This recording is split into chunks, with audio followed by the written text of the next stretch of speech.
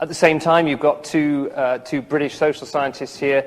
Dilys Rowe works for the International Institute for Environment and Development in London, and Joe Elliott actually works for African Wildlife Foundation nowadays. But she's saying here, poor people should not pay the price for biodiversity protection. So you can see the sort of the nature of the debate. What is the impacts that they're all talking about? Well, it's about whether you can achieve a win-win solution, whether you can achieve economic growth which brings wealth in order to cut poverty without damaging biodiversity. And the argument is that if you want to protect biodiversity, you have to focus on that as a goal, but if you do that, you run the risk of hurting the poor, and you also run the risk of inconveniencing or reducing economic growth.